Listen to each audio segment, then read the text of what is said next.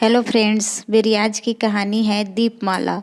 तो कहानी कुछ ऐसी है कि नीलपुर के महाराजा वीरेंद्र सिंह की पुत्री थी दीपमाला। वह बचपन से ही प्रतिभाशाली थी। उसके हाथों में जैसे जादू था। वह मिट्टी, कागज, रंग आदि से ऐसी अद्भुत कलाकृतियाँ बनाती थी कि देखने वाले दांतों तले उंगलियां दबा लेते थे। जैसे जैसे राजकुमारी बड़ी होती गई, उसकी कला में भी निखार आता गया। उसका कक्ष तरह तरह की मूर्तियों और अद्भुत चित्रों से भरा था। राजकुमारी बड़ी हुई तो उसके रूप और गुण की चर्चा दूर दूर तक फैलने लगी। कई राजकुमार दीपमाला से विवाह करने के इच्छुक थे, पर राजकुमारी ने विवाह के लिए एक शर्त रखी थी। उसका कहना था कि वह किसी कलाकार से ही विवाह करेगी, चाहे वह साधारण व्यक्ति ही क्यों न हो। जिस कलाकार की कला उसे भा जाएगी, वह उससे ही विवाह करेगी।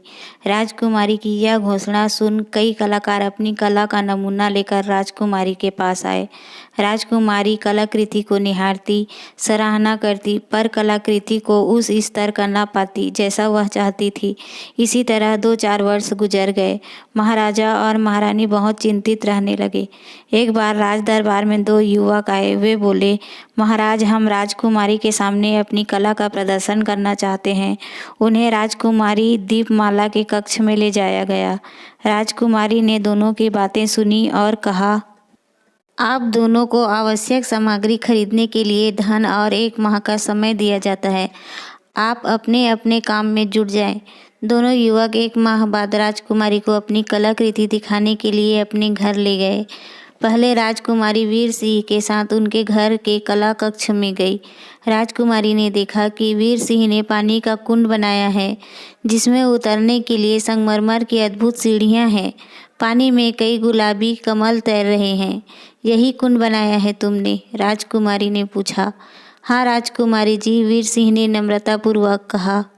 आप लोटा लीजिए और पानी भरकर मुझे पुरस्कार के रूप में दीजिए।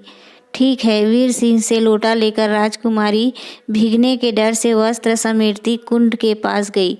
वह डुबोने लगी तो लोटा ठन की आवाज के साथ फर्श से जा टकराया।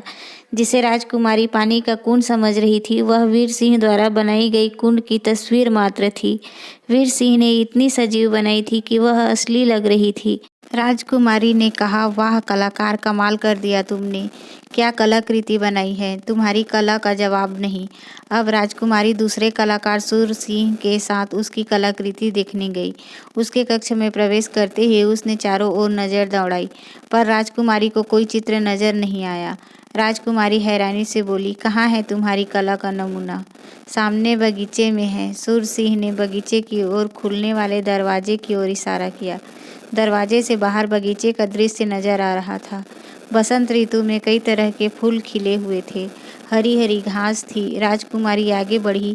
बगीचे में जाने के लिए जैसे ही दरवाजे से निकलने का प्रयत्न किया, उसका माथा दीवार से टकरा गया। राजकुमारी ने हैरानी से देखा। जिसे वह दरवाजा और बाहर के बगीचे का दृश्य समझ रही थी, वह सिर्फ दीवार पर बनी तस्वीर थी। सूर सिंह नम्रता से बोला, राजकुमारी जी, शायद आपको चोट लग गई है। इस गुस्ताखी के लिए माफ़ी चाहता हूँ। अपनी कला का नमूना दिखाने का और कोई रास्ता नहीं था। राजकुमारी बोली, तुम दोनों बहुत ही महान कलाकार हो। राजकुमारी महल में वापस आ गई। वह दुविधा में पड़ गई थी। कलाकार वीर सिंह और सूर सिंह दोनों बेमिसाल थे। दोनों की कला से वह चमत्कृत थी। दोनों ही सुंदर और बुद्धिमान थे। अब वह पति के रूप में किसको चुने, समझ नहीं पा रही थी। उसने एक उपाय सोचा। राजकुमारी ने दोनों कलाकारों को अपने कक्ष में बुलाया और कहा, सामने 7 गुलाब 7 गुलदस्तों में पड़े हैं। इनमें से 6 असली हैं और 1 मैंने बनाया है। आप दोनों में से जो भी मेरा गुलाब खोज लेगा, उसी से विवाह करूंगी। सूरसेन और वीर सिंह ने सामने ध्यान से देखा। 7 गुलाब अलग अलग गुलदस्तों में सजे थे। 7 की पंखुड़ियाँ असली नजर आ रही थी। काफ़ी बारीकी से देखने पर वह पता नहीं चल पा रहा था कि कौन सा गुलाब नकली है।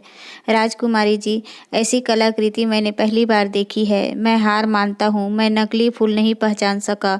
मुझे तो सब असली लग रहे हैं। वीर सिंह ने कहा।